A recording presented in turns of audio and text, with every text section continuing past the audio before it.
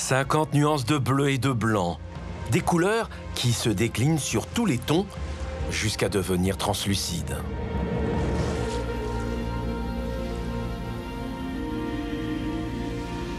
Nous sommes dans un autre monde. Un paradis pour les plongeurs et pour les géographes comme Saïd Hachim. Attention, là on arrive sur les coraux. Là il y a une belle patate, là. Il faut faire attention, il faut voir là où on met les pieds parce qu'il faut mettre les pieds sur le sable. À pied, l'île de Chissoua Saada est seulement accessible à marée basse lorsque le tombolo se découvre.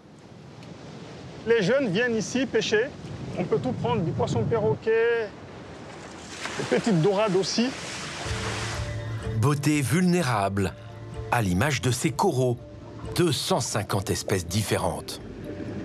Il faut préserver ce milieu-là. C'est un milieu très fragile. C'est un milieu qui a résisté jusqu'à maintenant. Il faut en prendre conscience. Ces lieux sont uniques. Depuis très longtemps, il n'y a jamais eu d'action ici de préservation. Et moi, je l'observe régulièrement. Il est en train de s'appauvrir. C'est un paradis, voilà. C'est un coin de paradis.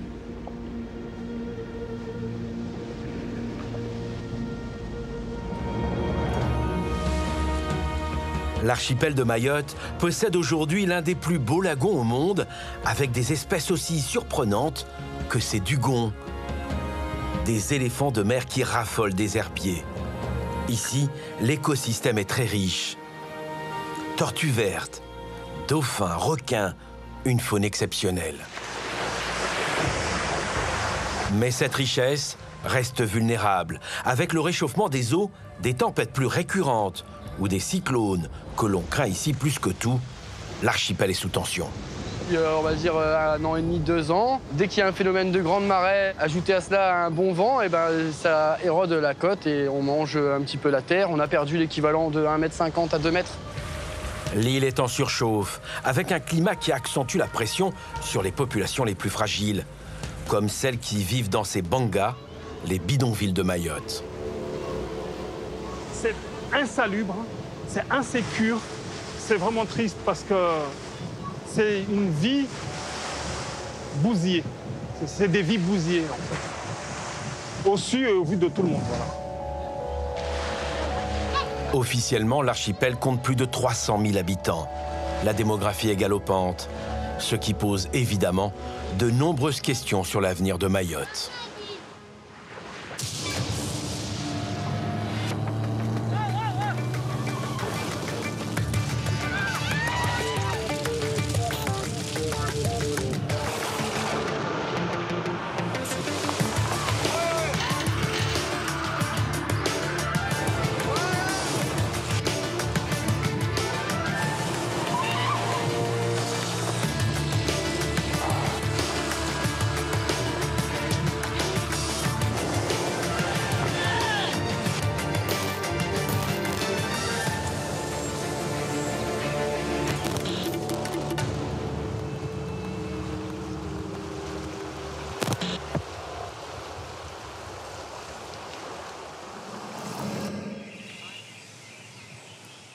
Pour commencer ce voyage, un retour dans le temps. Nous sommes sur Petite Terre, l'une des 2 îles les plus importantes de l'archipel. Ah, regardez, Diani Zara, le lac du volcan. Regardez comme c'est magique, exceptionnel. Écoutez le silence du volcan en sommeil. Toute l'île de Mayotte est un grand volcan qui est sorti de l'eau il y a 9 millions d'années. L'archipel de Mayotte est le 101e département français. Il se trouve à plus de 8000 km de Paris, au large du continent africain. En 2018, un événement exceptionnel a eu lieu pas loin d'ici. À Mayotte, la terre ne cesse de trembler. 1125 séismes ont été enregistrés entre le 1er et le 31 mai 2020. Le nouveau volcan, il est juste derrière nous, à 40 km de Petite Terre. Il est juste de ce côté-là. À 3000 mètres de fond, un monstre sort de terre. L'émergence du nouveau volcan a entraîné beaucoup de séismes. Oh mon Dieu! Des séismes qui montrent une nouvelle activité volcanique aux conséquences directes pour l'archipel. Un affaissement généralisé de toute l'île sur petite terre, une vingtaine de centimètres, c'est énorme. Et sur l'île, entre 15 et 18 centimètres. 20 centimètres de hausse, c'est justement ce que les experts mondiaux du climat prévoient pour l'ensemble de la planète pour 2050. Avec cet affaissement brutal, l'île devient un laboratoire de ce qui nous attend face au réchauffement climatique. Basé à l'université de Montpellier, Saïd Hachim vient régulièrement sur cette île qu'il l'a vu naître. Il la sillonne de part en part pour observer les bouleversements de l'environnement. Il nous emmène ici, sur la plage de Sazilay, au sud-est de Grande-Terre. En 2011, la flore mahorais s'est enrichie d'une nouvelle espèce. C'est cet arbre-là, le Phéotidia comorensis, son nom scientifique, le Namoudona, c'est une espèce protégée, classée par l'UICN, une espèce en danger critique. Il n'en existe que 82 individus, ici et nulle part ailleurs. Impossible pour le profane de l'identifier. Voilà, regardez, le lagon, il est là, le trait de côte, il est là. La première plante, elle est à moins d'1 mètre. Dans quelques années, cette première plante va déjà être emportée par la mer. Une plante aussi extraordinaire que celle-là, qui est unique sur la planète, on la retrouve qu'ici, pas seulement à Mayotte, mais à Mayotte sur un petit point, petit qu'un moitié des terrains de football. Si cette plante disparaît de là, elle disparaît de la planète, c'est un drame pour l'humanité. Pour le géographe mahorais, il faut sensibiliser la population à cette richesse qui l'entoure, à commencer par les plus jeunes, qui grandissent dans cet environnement luxuriant. Bonjour les enfants. Ah, vous avez déjà attrapé quelque chose? Vous savez comment ça s'appelle ça? Vous avez attrapé un petit karang. Quand j'étais petit, je faisais la même chose que vous. C'était mon terrain favori. C'était là, je venais ici, je jouais tout le temps, je pêchais. J'ai vécu dans un paradis. Et ce paradis, c'est ce genre d'environnement. La mangrove à côté, la plage, en train de pêcher ma nourriture, en fait. On manquait de rien. On était heureux, on s'amusait. Et c'est ce que font ces enfants-là. Ils ne vont jamais tomber dans la délinquance, dans le désœuvrement. Et ils découvrent le milieu naturel, l'environnement, ils vont le respecter. Respecter la faune d'un pays qui dispose d'un écosystème unique avec plus de 1300 espèces différentes. Mais la pression sur la biodiversité est de plus en plus forte.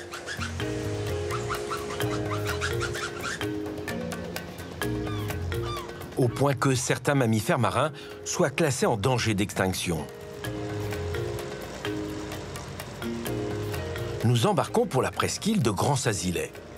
À bord, Sophie Morisseau et Mathieu Janson se préparent pour une mission de 5 jours en bivouac sur la plage. L'événement est important. Il n'a lieu qu'une fois tous les ans. L'objet de leur attention se trouve juste en dessous. Les tortues vertes.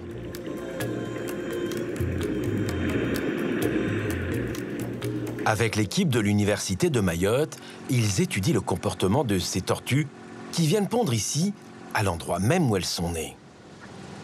Elles attendent la nuit et l'obscurité pour sortir de l'eau et se rendre en haut de plage. Sur Terre, le bivouac est déjà prêt. L'équipe se prépare pour de longues heures de traque et de travail. Rien ne garantit que les tortues viendront pondre.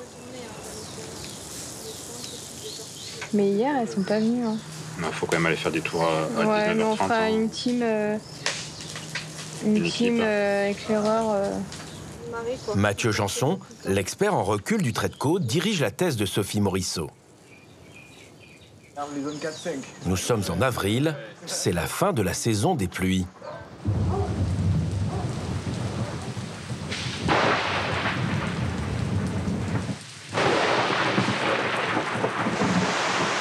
L'orage surprend tout le monde. Des pluies torrentielles qui vont durer jusqu'au petit matin.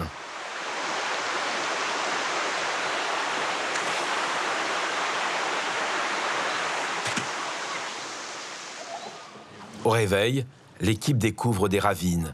Elles sont impressionnantes. C'est à peu près ma taille, je fais 1m60, donc ça veut dire qu'il y a quand même plus d'1m60 de sable qui est parti. Il faut savoir que les tortues pondent à 60 cm. Sophie et Mathieu ont du mal à cacher leur inquiétude. On en voit encore un de nuit là-bas. Ils n'ont que 5 jours et nuits pour assister à la ponte d'une trentaine de tortues. Sur la plage, c'est un véritable carnage, un cimetière à ciel ouvert. C'est toujours impressionnant. Moi, je trouve que c'est la première fois que j'en vois autant là d'œufs. C'est la ravine qui a géré les œufs, et puis avec la marée, ça a remonté en fait, ce qui a été emporté par la pluie. Donc là, ouais, ça fait quand même pas mal d'œufs qui ont été emportés en une matinée. Un drame quand on connaît les statistiques de survie chez les tortues vertes. J'en ai jamais vu autant. On dit qu'un bébé tortue va avoir une chance sur 1000 de survivre et de devenir adulte. Ça, c'est un nid qui a déjà éclos. Voilà, ça a été emporté par la pluie en partie, mais déjà éclos, donc c'est mieux. C'est bien récent ça. Ouais, il y a des moucherons, donc... Regardez. De plus près. C'était pendu dans la semaine ça. Ouais, je pense. Au camp, l'équipe se prépare à passer la nuit à veiller. C'est Sophie qui dirige les opérations. Bon, alors, point topo pour ce soir. Pour le début de nuit, ce qu'on fait, c'est que Mathieu et moi, on y va en éclaireur. Donc en gros, dès qu'il y en a une ou deux, on vous appelle au talkie et vous venez. Il est 21h, c'est l'heure d'y aller. Dernier rappel des consignes. Vous êtes prêts? Maintenant, on éteint tout. Plus de lumière sur la plage. Pourquoi? Parce que ça dérange les tortues et si elles voient de la lumière, elles vont pas monter. Donc là, l'objectif, c'est de marcher sur la plage avec aucune lumière. Ici, bien évidemment, on a des choses à écrire sur le carnet, etc. Un petit peu de lumière rouge, mais le moins possible. Déjà 3 heures d'attente et l'équipe découvre la première tortue qui fait son trou.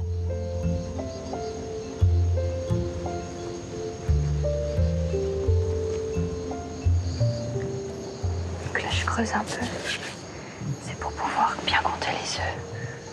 J'ai réussi à glisser mon capteur pour pas la déranger. Je fais pas plus. Là, elle se prépare à pondre. Là, elle cache très bien son nid, même si j'ai creusé, c'est un peu tourné. C'est très difficile là, de voir les œufs. Et il y en a 3. Une tortue peut pondre jusqu'à 180 œufs. 31. Mais pour la plupart, c'est plutôt une cinquantaine en moyenne. 32. 50. Donc là, elle vient tasser le nid avec ses 2 pattes arrière. Elle va rassembler le sable. Hop, elle va venir tasser, tasser, tasser. Donc ça peut durer 10 minutes environ. Et après, l'autre étape, c'est qu'elle va venir avec ses nageoires avant, envoyer du sable sur le nid pour essayer de camoufler l'emplacement du nid. Un cérémonial qui peut durer des heures. Allô, allô à toutes les équipes. Donc on va faire un petit topo sur la situation. Donc nous, on vient de finir d'équiper un second nid. Est-ce que vous, quelle est la situation pour vous?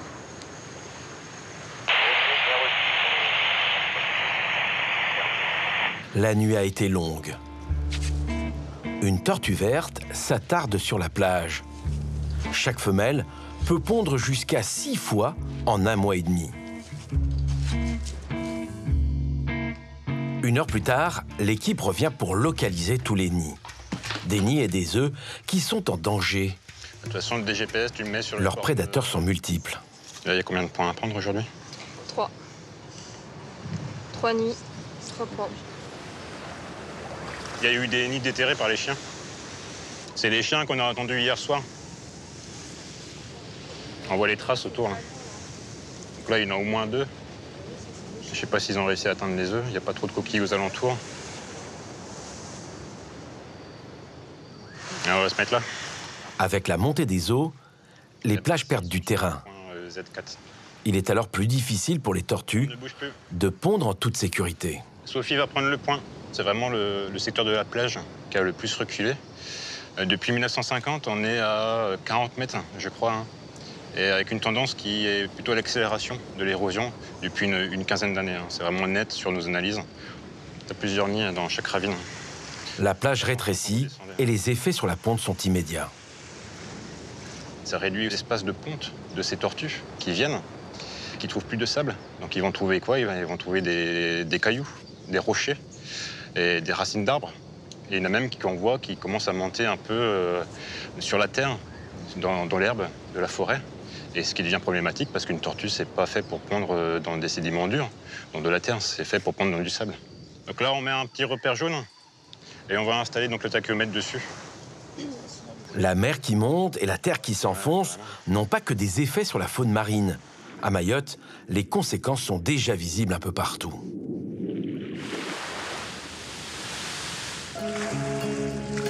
Nous partons pour Bouéni. La commune doit son nom à ce rocher, une masse qui semble inébranlable. Mais tout autour, la plage subit les coups de boutoir de la mer. Quentin réalise ici un rêve de gosse. Vivre les pieds dans l'eau. Et cette expression n'est pas galvaudée. Plus près, c'est dans l'eau. Ok. Plus près, c'est dans l'eau. Mes filles peuvent s'amuser. C'est un véritable terrain de jeu. Et puis, c'est un petit rêve hein, quand même de vivre face à la mer et face à l'océan Indien comme ça. Donc, En 2017, l'ingénieur en bâtiment décide de suivre sa femme qui accepte un poste de professeur de dessin. À 35 ans, le ch'ti vit a priori dans un paysage de carte postale. Elle est pas belle la vie ici? C'est joli. Un rêve qui pourtant semble tourner au cauchemar. parce que depuis, on va dire, 1 an et demi, 2 ans, dès qu'il y a un phénomène de grande marée, ajouté à cela un bon vent, et ben, ça érode la côte et on mange un petit peu la terre. On a perdu l'équivalent de 1,50 m à 2 mètres. Face aux assauts de la mer, il tente de lutter avec les moyens du bord. Le cocotier qui était là s'est complètement renversé, embarquant toutes les racines et la terre. Et forcément, il a laissé un énorme trou. D'ailleurs, le muret vert qui est là, le dernier parpaing, il est carrément dans le vide, en fait, là. Avec les voisins et les voisines du coin, on essaie de colmater en mettant du géotextile, en refaisant de l'enrochement. Le propriétaire essaye lui-même de créer des brise-lames. Mais toujours est-il que ça reste très précaire. Hein, donc, bon, pour l'instant, ça tient encore, mais il ne faudrait pas que ça se continue, voire que ça se dégrade. Vous ne voulez pas partir, vous? Pour l'instant, non, hein, du tout. Hein. Rester. Pourtant, la mer ne fait pas de cadeaux. Plus loin sur la plage, une famille vit une situation bien plus dramatique. À chaque passage, Saïd Hachim, le géographe, voit la situation se dégrader. Ouais, là, j'essaie de traverser. Avant, ici, c'était facile parce que même dans les grandes marées, on pouvait. Donc là, on ne peut pas accéder là-bas. Il faut jouer un peu entre les vagues. Depuis 2016, il cartographie tous les risques qui pèsent sur l'île. Ici, c'est l'un des lieux les plus critiques. Ici, c'est sauf qu'il peut. Hein. Lui, il a un peu plus de moyens, donc il a envoyé des blocs de béton entiers. Donc je ne sais pas d'où ça vient, c'est des blocs de béton immenses qui a nécessité beaucoup de moyens pour arriver jusqu'ici. Et puis juste à côté, le voisin qui n'a rien, et puis l'eau qui, bloquée ici, rentre beaucoup plus rapidement là, donc qui sape cette petite falaise, donc ça avance beaucoup plus vite. Mais à la fin, qu'est-ce qui va se passer? L'eau va contourner, va aller chez celui qui a un peu plus de moyens. Et là, à côté, un autre, lui, il a essayé de faire une solution un peu écologique avec du tissu géotextile. Donc ce tissu-là, mais bon, pas très bien fait, pas très bien maîtrisé, pas la connaissance écologique nécessaire, parce que malheureusement, il a coupé les cocotiers qui devaient lui servir à stabiliser un peu cette petite butte. Ce travail de sape ne grignote pas que les jardins. Les structures subissent aussi la mer en furie.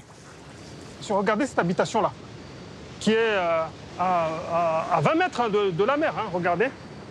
Donc, voilà, on a des fissures, même sur les armatures des habitations. Des fissures partout là-bas. Une famille de 15 personnes vit dans ce bâtiment, en bord de falaise, au bord du précipice. La situation est particulièrement instable et dangereuse. là, on est obligé de mettre des bidons pour que l'eau descende. Donc, on ne dort pas. On a des enfants, on ne dort pas, on ne peut pas dormir parce que tout s'écoule. Donc, Je vois que c'est des grosses fissures. Hein. On a les doigts de la main qui rentrent. Hein. Ah oui. C'est quand même assez impressionnant. Là, c'est la maison qui est en train de se couper en deux. Voilà, là, on voit bien que la maison est en train de se casser. Hein. Là, on est vraiment à la limite. Là. On a fait à notre moyen de bord de mettre une bâche en bas.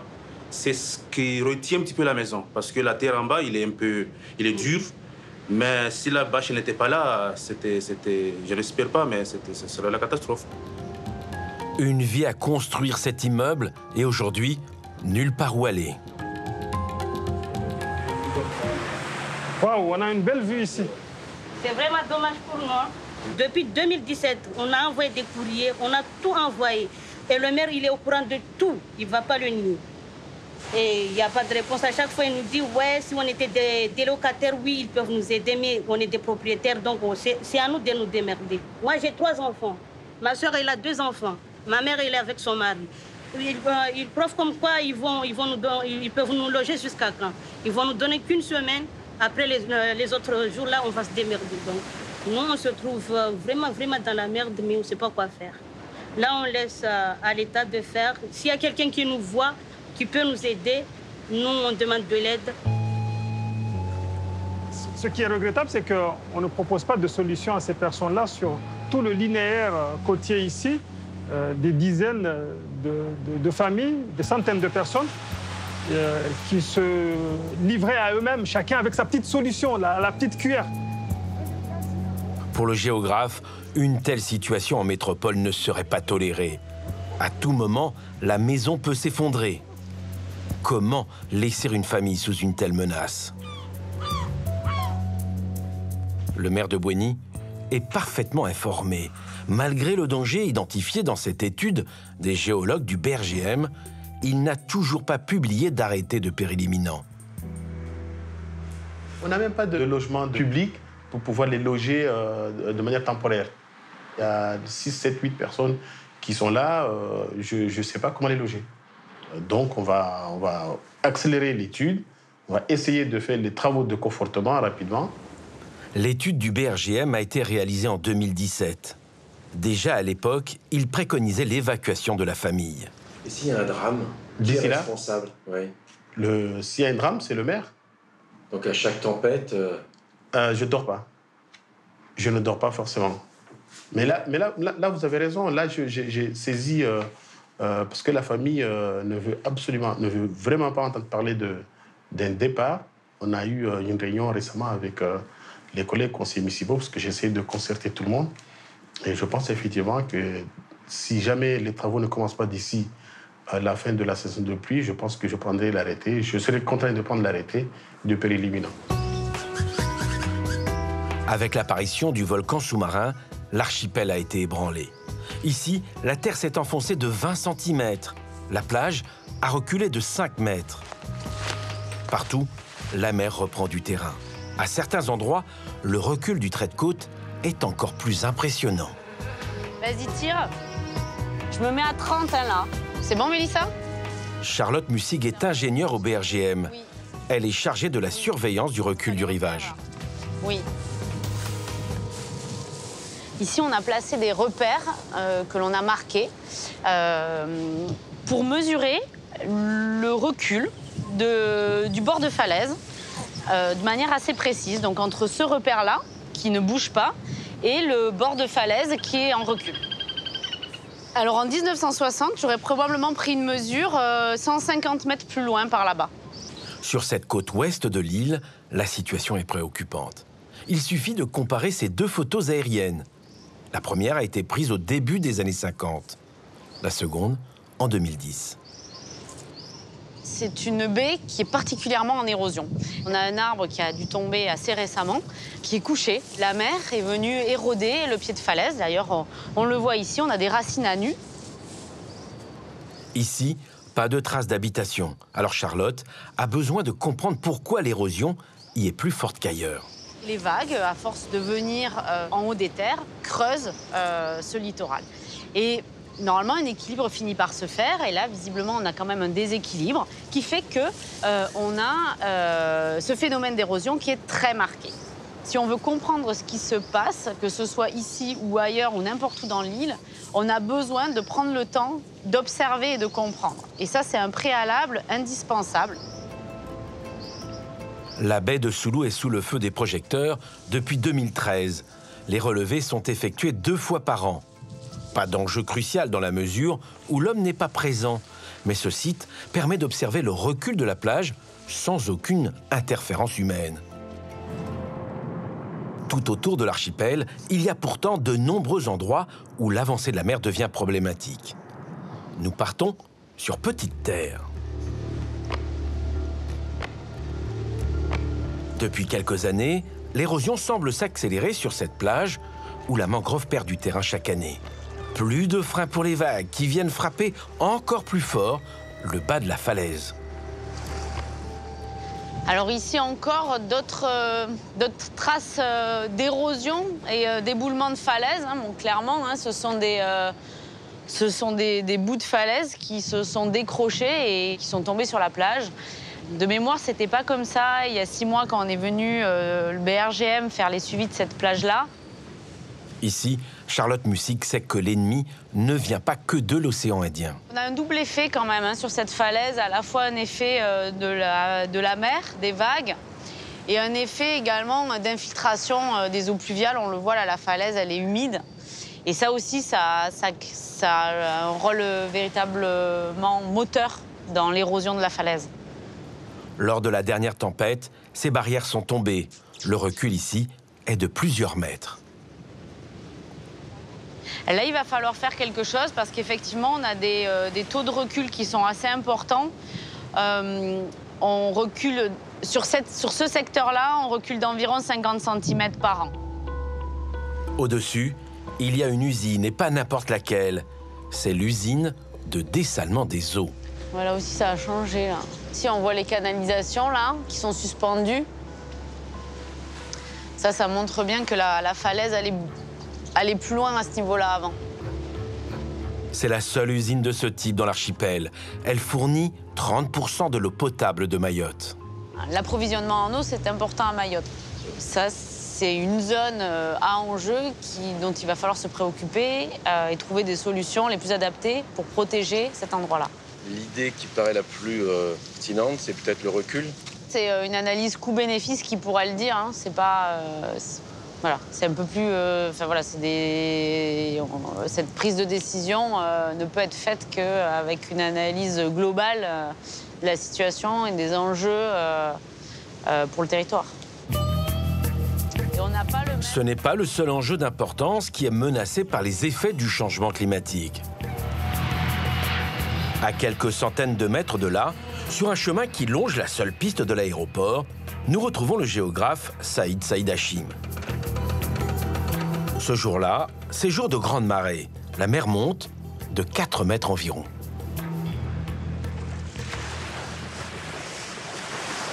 L'aéroport est juste là, la piste est là, la mer ici. Donc la défense, c'est ici, hein, c'est bloc rocheux. Et là, on voit carrément que la mer est au-dessus de la piste. La moindre tempête d'eau, l'eau envahit les pistes, donc elle n'est pas utilisable. D'ailleurs, dans les plans de cyclone, l'aéroport n'est pas praticable. Impossible d'avoir des secours depuis La Réunion, qui est le plus proche. L'État a bien l'intention de construire une autre piste, à l'abri. Mais quand et à quel prix? Sur l'archipel, les autorités sont confrontées à de multiples problèmes, surtout depuis que Mayotte est devenu un département. L'immigration, boostée par ce nouveau statut, a explosé. Depuis l'Union des Comores toute proche, il y a de plus en plus de migrants qui débarquent dans l'archipel à la recherche d'une vie meilleure. Voilà. Regardez ici, on est au 101e département français, hein, sur 101e département français, et regardez ce qu'il y a autour de vous. Des bidonvilles, que des bidonvilles sur tout un espace ici. Regardez ces enfants-là, les pauvres gamins ici, sacrifiés, qui n'ont rien que du bidonville. Donc voilà. Une urbanisation chaotique qui s'installe en pleine nature et les pieds dans l'eau. Regardez ici comment c'était avant. Donc là, la photo a été prise au même endroit. Et là, on pouvait voir la plage, une végétation naturelle. Les deux cocotiers sont toujours là devant moi. Hein, ils sont toujours là. La seule chose qui a été préservée ici, c'est la mosquée. Une mosquée en torchis.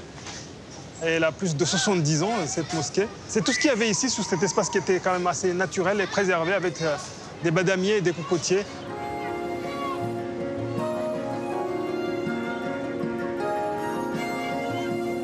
Mais surtout, ce bidonville est un piège mortel pour les habitants.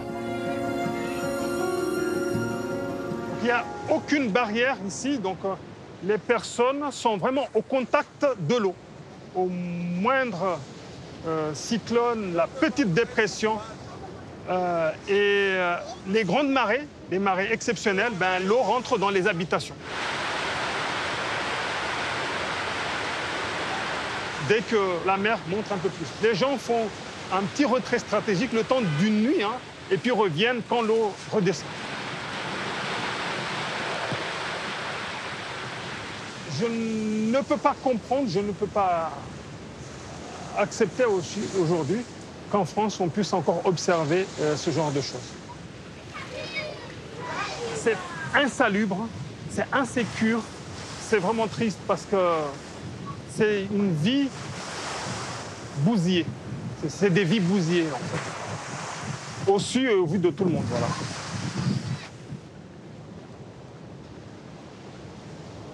Les habitants n'ont nulle part où aller, alors ils sont résignés. Quand l'eau arrive de la mer, rentre chez vous et passe par où? Sur la porte. Donc c'est par la porte et puis arrive, ça passe par là. Vous avez peur parfois? Non. Vous n'avez pas peur? Pourquoi vous n'avez pas peur de la montée des eaux? Oui, avant que je te peur, mais là maintenant, là, je peur. Saïd ne cache plus sa colère. Des situations comme celle-ci, il y en a des dizaines dans l'archipel.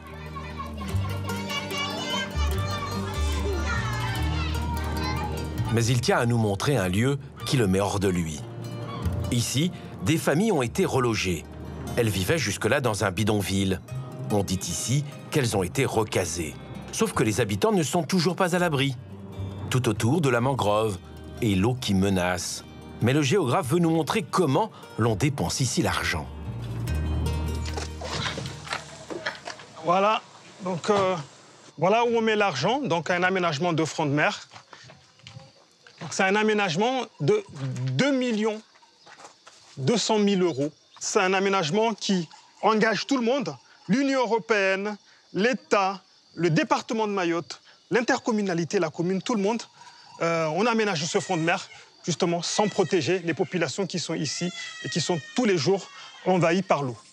Son travail est comme un sacerdoce, cible privilégiée les plus jeunes, ceux qui représentent près de la moitié de la population de l'archipel. Régulièrement, il se rend dans les lycées ou les collèges pour sensibiliser les élèves à la question climatique. Bonjour les enfants. Nous sommes dans le collège de Kwalé, dans une classe de 5e. Qu'est-ce que vous voyez ici? C'est Mayotte. Et la partie en vert, c'est l'île. La partie en bleu ici, c'est quoi? C'est la mer. C'est tout ce qu'il y a sous la mer. Parce que Mayotte, c'est une grande montagne. C'est une très, très grande montagne qui part on va dire, du fond des océans et qui monte. Et la partie visible, là où nous vivons, c'est juste cette petite chose, tout petit. La plus grande partie de l'île est sous la mer. Et qu'est-ce qui se passe? C'est que la partie verte est en train d'être grignotée par la mer. La mer monte de plus en plus. Il y aurait une précipitation, une pluie exceptionnelle qui viendrait de là-haut. Vous savez qu'il pleut un peu plus là-haut, à la Kwalé. Vous avez déjà vu un peu ces débordements de rivière ici. Est-ce que vous avez vu ça? Oui. Voilà. Et la confrontation de l'eau de la mer qui arrive de la terre et de la mer peut inonder votre collège. Pour que les élèves prennent conscience de ce qui les attend, rien de mieux qu'un exemple. Donc voilà, on remplit un petit peu. Voilà. Donc ça, c'est l'eau de mer. Alors, regardez ce qui va se passer. Ça, c'est le niveau habituel. Ça veut dire qu'on est limite. Hein. L'île de Mayotte, vous voyez, il n'est pas encore inondé. D'accord? Les glaciers sont en train de fondre. La température augmente de 2 degrés de plus. Qu'est-ce qui se passe encore? Je mets l'eau ici. Ça veut dire que je le mets loin de Mayotte. Les gens ne voient même pas. Et là, regardez, voilà, l'eau arrive. Voilà. Vous voyez l'eau qui arrive sur Mayotte ici? Oui. L'eau arrive ici. Donc là, c'est l'île qui est inondée. Voilà, l'île est inondée. L'eau ne vient pas d'ici. Les glaciers ne fondent pas d'ici. Est-ce que maintenant, vous avez compris de quoi il s'agit avec cette expérience? Oui. À peine la leçon terminée, qu'une alarme retentit. Oui, à l'attention de l'ensemble des membres de la communauté éducative, des élèves, des professeurs et des personnels. Nous avons reçu une alerte jaune émanant de la préfecture. Ce qu'on pouvait dire à l'état actuel, c'est que le niveau d'eau dans les canalisations d'eau pluviale monte. Branle-bas de combat au collège, autour du principal, l'équipe pédagogique et celle chargée de la sécurité. Oui, monsieur l'agent payant, on vous écoute. Bien, alors vous avez remarqué qu'il y a une très forte pluie là depuis quelques minutes, donc je vous demande de vous rendre immédiatement dans le gymnase, déjà dans un premier temps, pour vous mettre à l'abri. Il faut que les équipes se coordonnent pour être prêtes au cas où. Alors, zone 3, 4, 5, est-ce que c'est bon? 5, c'est bon. À l'attention de tous, compte tenu de la dégradation de la météo et de l'élévation de l'eau, nous allons déclencher dans quelques instants le PPMS. Merci de suivre les instructions des chefs de zone. C'est parti. L'exercice est pris très au sérieux, car des crues ont déjà eu lieu. Elles peuvent aussi se reproduire à tout moment. Alors, Benjamin, à l'attention de tous les chefs de zone. Vous allez donc commencer à procéder à l'évacuation des salles du rez-de-chaussée. Dans ce collège prévu pour 600 élèves, Benjamin doit en gérer 1600. D'où l'importance de répéter ce type d'exercice et de le pimenter parfois. Ouais, Barwan, ta radio, tu vas balancer que là, ça devient dangereux pour toi. Qu'est-ce que tu fais? Parce que tu es au portail et tu as de l'eau jusqu'à presque la hanche. L'exercice doit être le plus réaliste possible. Ouais, le plus réaliste possible, avec le plus de contraintes pour l'organisateur. De façon à ce qu'il puisse mettre en œuvre les meilleures solutions par rapport au maximum d'ennuis qui pourraient se présenter. Je répète, est-ce qu'il n'y a aucun problème de santé de la part de tous nos élèves? J'ai un élève qui a fait un malaise au CDI. Est-ce que tu m'entends, jeune homme? Serre-moi la main. Bon, l'élève, donc il est conscient, il a ouvert les yeux. Et nous faire savoir son état nécessite d'appeler le 15 ou non. Fin d'exercice. Merci à tous, bravo. On va sonner, on va faire retentir la sonnerie de fin d'exercice.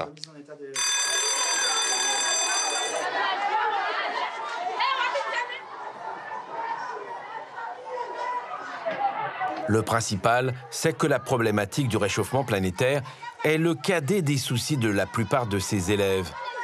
Et pour cause. Vous pouvez voir les bidonvilles qui entourent l'établissement. Dans ces bidonvilles, donc vous avez des élèves, nos élèves, puisque la majeure partie de nos élèves vient de ces habitations précaires, ces habitations qui sont soumises aux aléas climatiques, aux pluies abondantes, aux coulées de boue. Et on sait que c'est bien plus compliqué d'élever une conscience environnementale à partir d'une population qui ne bénéficie pas du minimum requis pour vivre convenablement. Ventre affamé n'a pas d'oreille, dit un vieux dicton latin repris par Rabelais. Mais les effets du changement climatique sont de plus en plus prégnants. Pour le moment, seuls les scientifiques semblent s'en préoccuper. Il faut dire qu'ils peuvent lire et décrypter les indices du changement qui s'opère à Mayotte. Comme ce panache de couleur marron qui apparaît de plus en plus dans un lagon qui perd de son éclat. Avec l'équipe du parc marin, nous nous rendons au nord-est de Grande-Terre, à quelques kilomètres au large de Msamboro.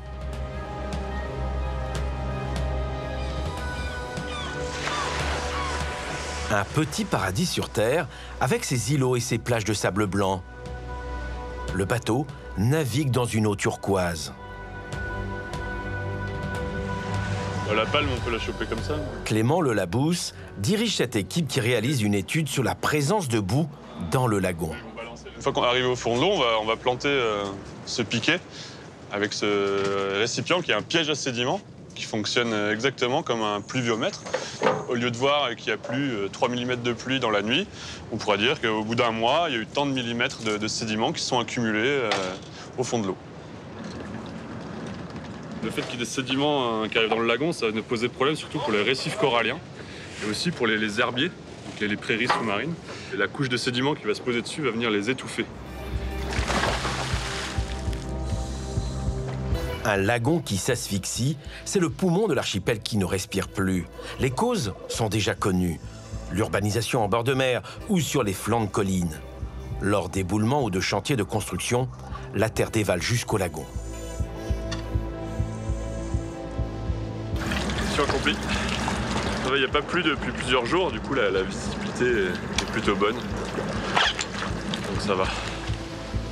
L'idée de cette étude est de comparer des lieux restés sauvages à d'autres très urbanisés.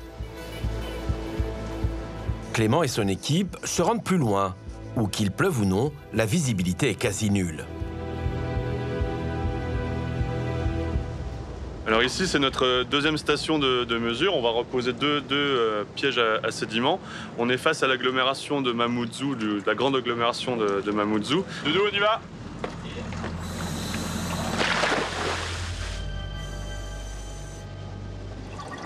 Ici, pas de surprise. Plongée en eau trouble.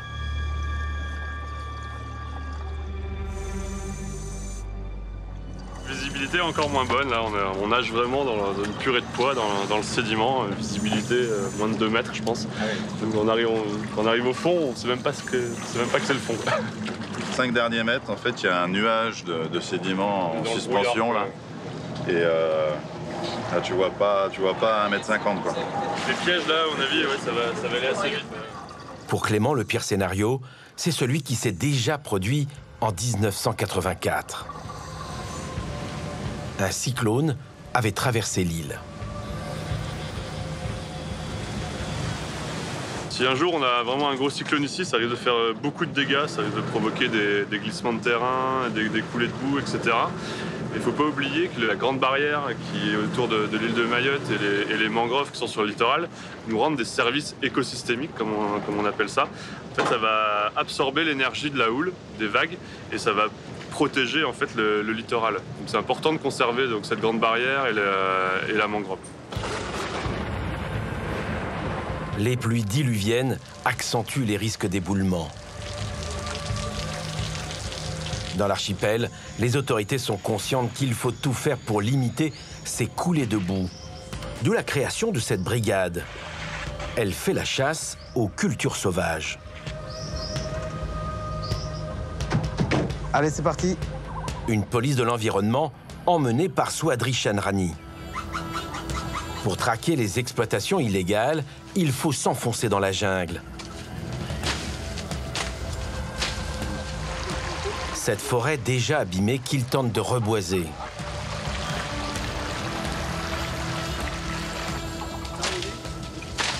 Une des parcelles qui était reboisée dans le programme bassin versant. Deux objectifs. La première, c'est d'éviter la coulée de boue vers les rivières et jusqu'à la mer. Le deuxième objectif, c'est d'avoir un couvert végétal pour que l'eau puisse s'infiltrer au sol, tout simplement, et avoir une capacité à augmenter les débits des rivières. Alors ça a été reboisé. Ça, c'est des indigènes qu'on a mis sur place. Voilà, ça pousse très très bien et c'est bien adapté dans la zone. Et voilà, donc le résultat, on peut l'avoir positif ici, si on garde bien la zone telle qu'elle est. Après une trentaine de minutes de marche, l'équipe découvre déjà une infraction. Un pan entier de la forêt a été défriché et voilà le résultat. Les gars, il y a un champ de maraîchage ici, en l'occurrence de tomates. On voit bien que c'est tout récent, puisqu'il y a encore des arrosoirs sur place. Certainement, les occupants vont venir dans la journée, ils ne sont pas loin non plus. Hein. Swadri Chanrani est convaincu que les paysans les observent. Il se cache, pas loin d'ici. Mais son équipe ne dispose d'aucun moyen répressif, juste le pouvoir de rappeler à l'ordre les contrevenants. Dire qu'ici c'est une réserve forestière, ils n'ont pas le droit de faire l'occupation est interdit. Culture sur brûlis, pâturage, prélèvement, construction, tout est interdit ici, quoi. Les paysans sont tous des sans-papiers qui viennent des Comores tout proches. Immigration qui augmente d'année en année. Alors ça, c'est un pulvérisateur, ça. Ici, on ne respecte pas franchement les normes sanitaires.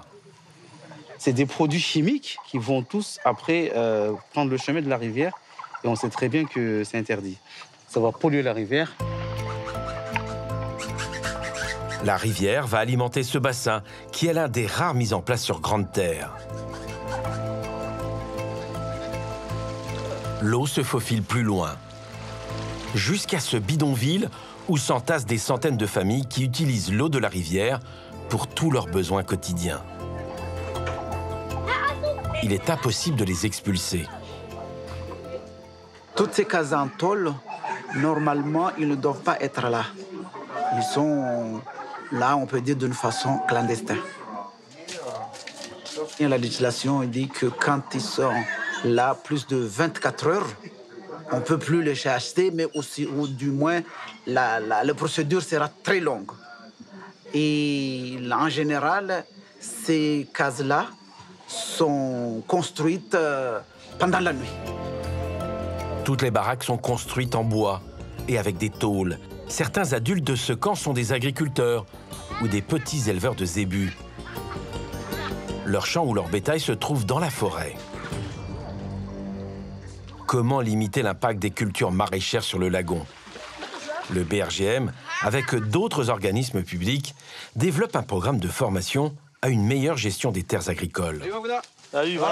C'est Valentin Landemaine qui est chargé d'accompagner les agriculteurs locaux.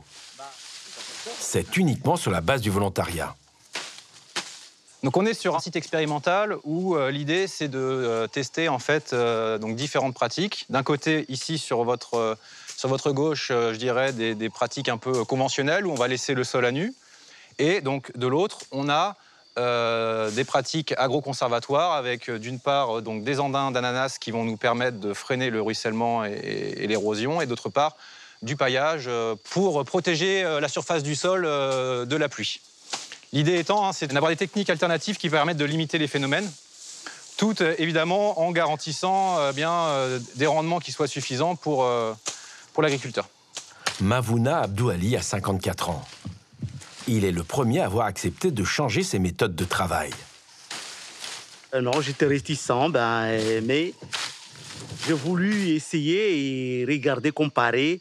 Maintenant, je vois les résultats, enfin, les résultats sont bons. Et je conseillerais aussi aux autres agriculteurs de suivre des méthodes pareilles pour qu'ils conservent leur exploitation, qu'ils gardent l'humidité en faisant des paillages et de stopper l'érosion en faisant des rangs des ananas. Son ressenti doit être éprouvé par une méthode scientifique. Nous, on va mesurer un peu le ruissellement et l'érosion sur ces deux parcelles. Donc, le ruissellement et l'érosion vont être collectés dans ces deux cuves. Et donc, ce qu'on démontre au bout de 3 années de suivi, c'est que sur la parcelle dite conventionnelle, on va avoir des taux d'érosion, de ruissellement très importants, alors que sur cette parcelle où on a mis en place des techniques, on réduit de l'ordre de 50 à 70% le ruissellement et de 90% l'érosion. Donc vraiment des mesures qui sont très très bénéfiques pour limiter les transferts vers le lagon. Les résultats sont là, mais les agriculteurs locaux restent encore dubitatifs. L'érosion en elle-même n'est pas perçue comme un problème pour la plupart des agriculteurs, puisque ce n'est pas quelque chose d'assez perceptible. C'est quelque chose qui est assez diffus, donc pas vraiment visible. Donc les agriculteurs, ils ne voient pas trop l'intérêt de mettre en place des pratiques. Pour tous les interlocuteurs que nous avons rencontrés sur Mayotte, il est essentiel d'ouvrir les yeux sur une réalité qui menace le mode de vie de tous sur l'archipel. Avant de partir, Benjamin Lazare, le principal du collège de Kwalé, nous a rappelé de jeunes élèves organisent une opération de nettoyage de la mangrove. Malgré la pluie, ils sont déjà une petite centaine mobilisés pour sauver cet autre poumon de l'archipel. Quand on jette des déchets à la mangrove, les poissons vont manger. Après, nous, on va avoir des maladies. On va pêcher, on va avoir des maladies. Vous voyez un exemple. Ça, c'est pas bien de jeter ça au mangrove. C'est nous qui jetons. C'est pas bien, c'est pas bien.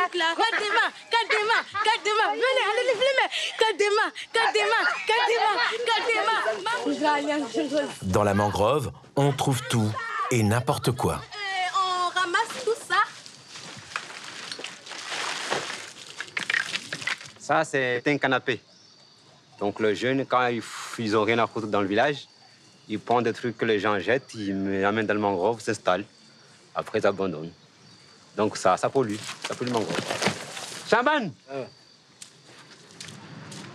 La conscience environnementale, elle commence à exister dans la jeunesse de Mayotte. Et là, on voit quand même que ces jeunes prennent leur destin un peu en main. Donc, c'est plutôt positif. On voit que les gamins sont mobilisés autour de cette question de la préservation de leur environnement. Porte-parole de cette nouvelle dynamique, Maïna. Elle a juste 15 ans.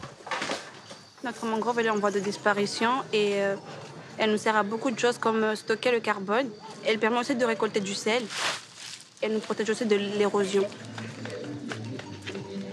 Ici à Mayotte, on pollue vraiment beaucoup. Les jeunes, je pense, n'ont pas conscience de la gravité des choses. En jetant les papiers et les déchets dans la nature, ils ne savent pas que c'est vraiment dangereux pour notre environnement. Une prise de conscience qui rend Benjamin Lazare plutôt optimiste pour l'avenir de l'archipel. Le principal du collège de Kwalé est même convaincu que le monde de demain se prépare avec ces jeunes, plus sensibles à leur environnement que leurs aînés.